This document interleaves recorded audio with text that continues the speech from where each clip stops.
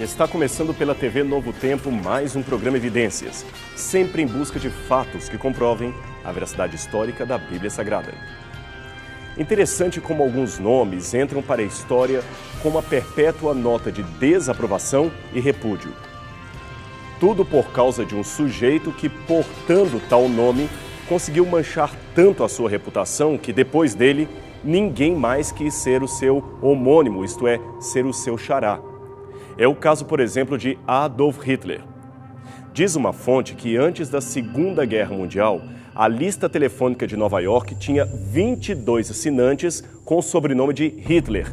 Depois da guerra, não havia mais nenhum. O problema é que família, às vezes, é igual à cor dos olhos ou o tom do nosso cabelo.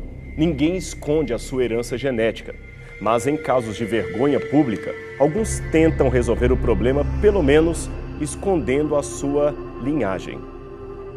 É por isto que, semelhante ao que aconteceu em Nova York depois da guerra, ninguém encontrará o sobrenome Hitler na lista telefônica desta cidadezinha chamada Patchogue, em Long Island, Estados Unidos. Só que, acredite se quiser, 3 descendentes diretos do ditador nazista ainda vivem no lugarejo. Eles compõem o que sobrou da prole deste homem chamado William Patrick Hitler, o meio-sobrinho do Führer. Alexander, Louis e Brian são o nome destes descendentes. Eles são 3 respeitáveis comerciantes de meia-idade e, quando procurados por repórteres ou historiadores, fazem de conta que a história não é com eles. Também pudera. Eles vivem numa área repleta de famílias de origem judaica, a maioria com ótimo poder aquisitivo. Já pensou que ironia? Pois se existe um nome tão ruim, ou até pior do que o de Hitler, e que todo mundo evita, é o nome Judas. Um cartório de registros do Rio de Janeiro, certa vez proibiu um pai de registrar o seu filho com o nome de Judas Tadeu, em homenagem ao santo padroeiro do seu time de futebol, apenas porque aquele nome traria problema para a criança. O motivo da proibição não era de modo algum religioso, não. O cartório se valeu do chamado princípio da dignidade humana, alegando que, ainda que Judas Tadeu não tenha nada a ver com o Judas Iscariotes, que traiu Jesus, a mera semelhança dos nomes poderia causar constrangimentos e prejuízos para a criança que durariam por toda a sua vida. De fato, a imagem que temos deste discípulo de Cristo é a mais terrível que se possa imaginar. Judas se tornou o símbolo de tudo que é mais sórdido nesse mundo.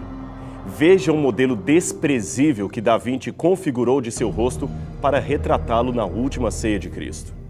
É uma pena que o comportamento reprovável de um único homem tenha lançado tanta lama num nome de significado tão bonito. Isto mesmo, significado bonito. Judas, ou como se diz em grego, Judas, é uma helenização do nome hebraico Yehudá, ou Judá, que quer dizer abençoado, elogiável. Já pensou nisso? Judas, que etimologicamente significa o elogiável, por causa da sua conduta, sofre semântica e se transforma no reprovável, o detestável. Terrível, não é mesmo? Aliás, é curioso notar que Judas é o nome do apóstolo que mais aparece nos evangelhos. Ele só perde para o nome de Simão Pedro. Já o sobrenome Iscariotes, pois o seu nome completo seria Judas Iscariotes, é difícil de dizer o que significaria.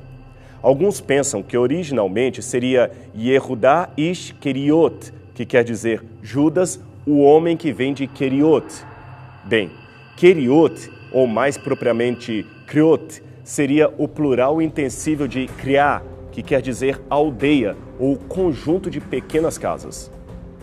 Mas, com o passar do tempo, Keriot passou a ser também o nome de 2 lugarejos distintos, um em Judá, o outro em Moabe. De acordo com uma antiga informação dada por São Jerônimo, que viveu no V século depois de Cristo, a Keriot de Judas ficaria na região da Judéia a 20 quilômetros ao sul da cidade de Hebrom. Nesse caso, Keriot seria o nome abreviado da aldeia ou o conjunto de aldeias de Keriot Esrom, mencionada em Josué, capítulo 15, verso 25. Dali, portanto, teria vindo o apóstolo traidor. Mas alguns outros estudiosos objetam a esta tradição, lembrando que, de acordo com o Evangelho de João, capítulo 6, verso 71, e também no capítulo 13, verso 26, Judas é descrito como filho de Simão Iscariotes. Logo, seria o seu pai, e não ele que teria vindo da cidade de Queriote. Existem ainda outras propostas menos plausíveis.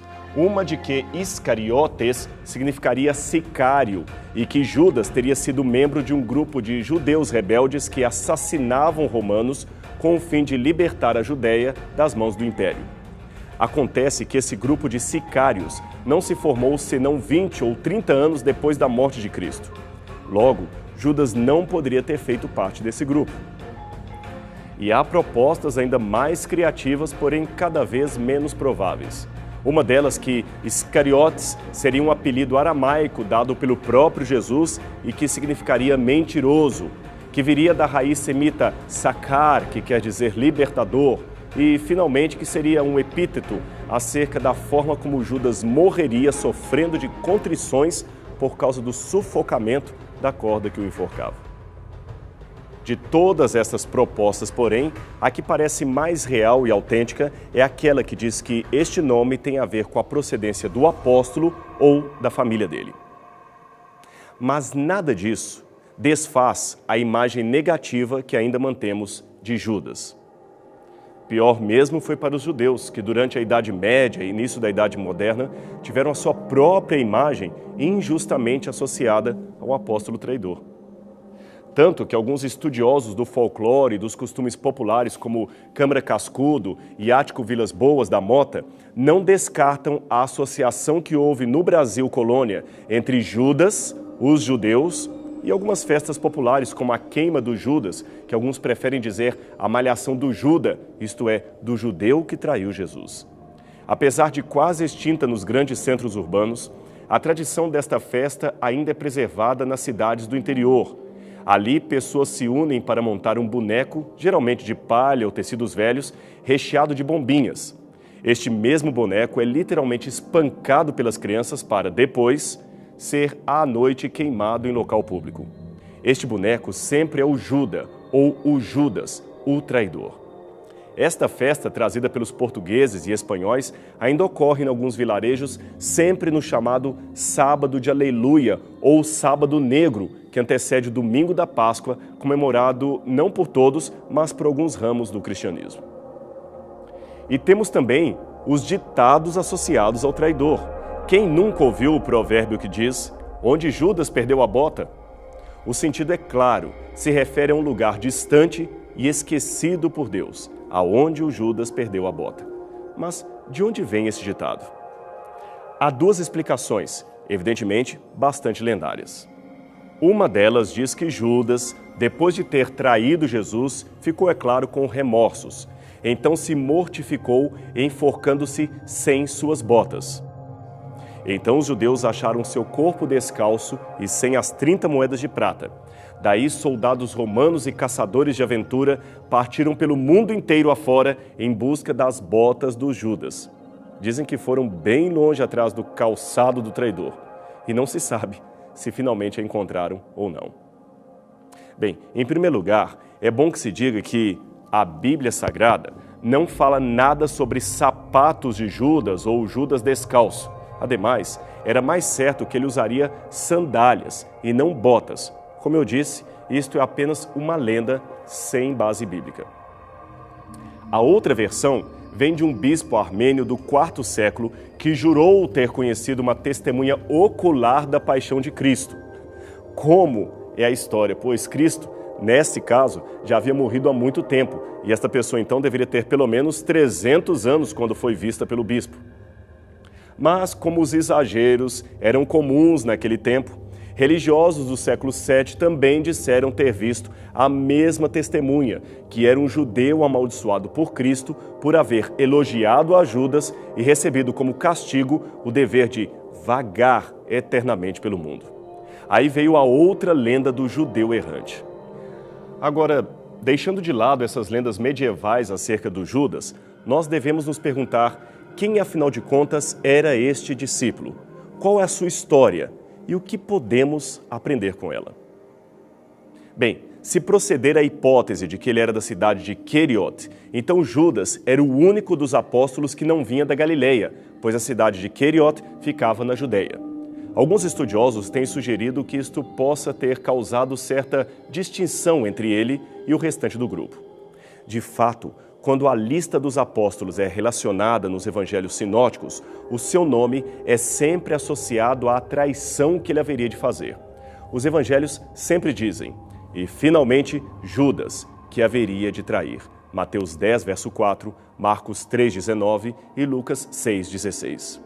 E, novamente, na primeira vez que o seu nome é citado no Evangelho de João, temos mais uma vez a referência ao seu pecado de traição. Replicou-lhes Jesus: não vos escolhi em número de 12? Contudo, um de vós é o diabo. Referia-se ele a Judas, filho de Simão Iscariotes, porque era quem estava para traí-lo. João 6, 70 e 71. Embora não saibamos detalhes sobre a circunstância do seu chamado, isto é, como ele veio a fazer parte do grupo dos 12, existem alguns autores, e eu concordo com eles, que sugerem que Judas não foi chamado como os outros. Ele provavelmente é o anônimo discípulo mencionado em Mateus capítulo 8, verso 19, que se aproxima de Jesus e diz: Mestre, seguir-te-ei para onde quer que fores. É interessante notar que no contexto dessa passagem, outros aparecem e Jesus sempre os convida dizendo: segue-me, como aliás era comum naquele tempo, ou seja, o rabi é quem convidava os indivíduos para se tornarem seus alunos ou seus discípulos. Naquele tempo, a iniciativa nunca partia do aprendiz, do candidato a discípulo. Era sempre o rabino que convidava os seus aprendizes. Neste caso, portanto, excepcionalmente, um se adianta dizendo: Mestre, eu te seguirei. E Mateus afirma que ele era escriba. Sendo assim, provavelmente Judas seria também um escriba, isto é, um especialista em leis judaicas. Um escriba nos tempos antigos poderia ainda exercer as funções de contador, secretário, copista e arquivista. Se isso proceder, no caso de Judas, entendemos finalmente por que, de acordo com João capítulo 12, verso 6, é possível deduzir que ele tinha o cargo de tesoureiro do grupo, pois todo o dinheiro que Jesus e os 12 levavam em viagens ficava sob sua responsabilidade. Agora, voltando ao texto de Mateus capítulo 8, o encontro de Jesus com Judas, notemos que as palavras do mestre a este entusiasmado seguidor não foram de boas-vindas, ok, você está dentro. Jesus percebeu o orgulho no coração daquele homem que chegava a insinuar que era uma vantagem para o mestre tê-lo como discípulo. É como se ele dissesse: vou dar-lhe uma chance, Jesus. Vários rabinos me querem como discípulo, mas eu resolvi dar a preferência para você. Alguém pode dizer: mas Judas falou isto? Audivelmente e conscientemente não, mas o seu comportamento falou por ele. Por isso Jesus nem o repeliu, nem o acolheu com mostras de agrado, apenas proferiu uma triste advertência. As raposas têm os seus covis e as aves do céu seus celeiros, mas o Filho do Homem não tem onde reclinar a cabeça. Mateus capítulo 8, verso 20. Noutras palavras, você quer vir, Judas? Venha, mas se for em busca de status, então procure outro rabino, pois o meu caminho tem, antes da glória, de passar pela cruz. Veja, quando Jesus afirmou em João: não vos chamei em número de 12, isto não significa que Judas era um dos escolhidos de Cristo. O próprio Evangelho de João, capítulo 6, versos 64 e 65, diz que o Mestre sabia desde o começo quais eram os que criam e quem estava disposto a traí-lo. Comparando a iminente traição com a limpeza ou purificação da alma, Jesus disse: não falo de todos vós, pois bem sei os que tenho escolhido. Mas para que se cumpra a Escritura, o que come o pão comigo, levantou contra mim o seu calcanhar. João capítulo 13, verso 18. Jesus, portanto, apenas aceitou a Judas no meio do grupo. Ele não o chamou, nem foi enganado por sua política ou sua lisonja. Mas, finalmente, por que Jesus então o aceitou? O Evangelho dá uma resposta muito direta, porque ele sabia que essa era a vontade do Pai. Então, Judas foi aceito para traí-lo? Se ele foi predestinado a pecar contra o Mestre, então a culpa não é sua. Não é esta a conclusão que podemos chegar. Se Judas apenas cumpriu um papel para dar cumprimento artificial a uma profecia, ele seria realmente uma marionete nas mãos do destino e não teria nenhuma responsabilidade no ato. Deus é que seria, em última instância, o responsável pela traição. A Bíblia não diz que estava predestinado que Judas trairia o Mestre, de jeito nenhum. Embora a morte de Cristo, é claro, fosse pré-ordenada, tanto Caifás, Pilatos, Judas e outros que participaram da sua execução não precisariam ter sido instrumentos dessa morte. Eles eram livres para aceitá-lo como inocente ou colaborarem com a sua condenação. O Salvador lia o coração de todos, inclusive o de Judas. Ele sabia as profundezas das inquietudes e a iniquidade que estava ali naquele ser. E se Judas não fosse libertado pela graça de Deus, haveria, claro, de sucumbir. Agora, se ele abrisse o coração a Cristo e permitisse que a graça divina entrasse em sua vida, seria banido o demônio do egoísmo e o próprio Judas poderia se tornar um grande súdito do reino dos céus. Talvez foi por isto mesmo que o Mestre não o repeliu de seu grupo. Ele ainda tinha esperanças de, quem sabe, livrar Judas, esta pessoa a quem ele amava, livrá-lo da perdição.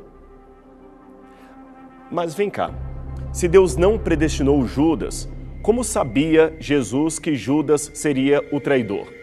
Ora, aqui podemos dar duas explicações não excludentes. Primeira, Deus em sua onisciência sabe tudo o que vai acontecer e anuncia uma ou outra coisa previamente aos seus profetas.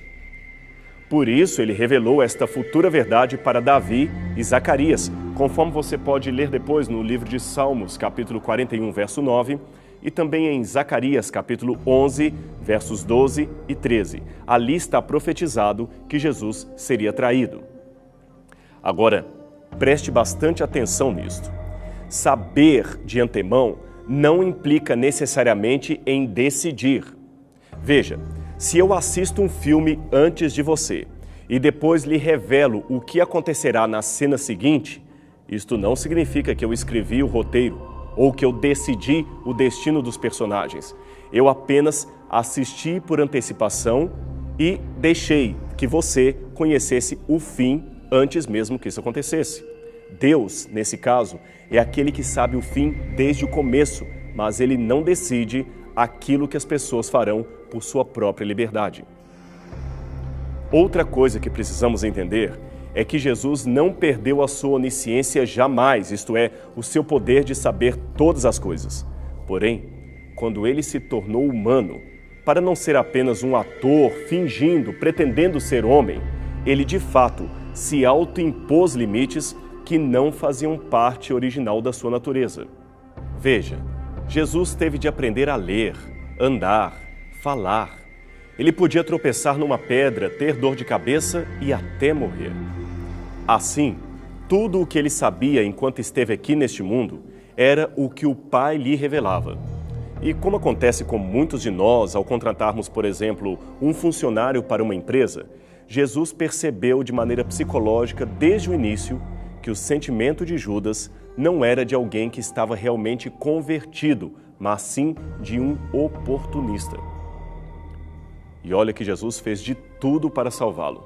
Mas ao contrário dos outros discípulos que chamavam Jesus de Senhor, que é de grande importância em várias formas, Judas nunca utilizou esse título para se referir ao Mestre. Ao contrário, preferiu chamá-lo de Rabino. Afinal de contas, ele apenas via Jesus como um professor e não como um Messias.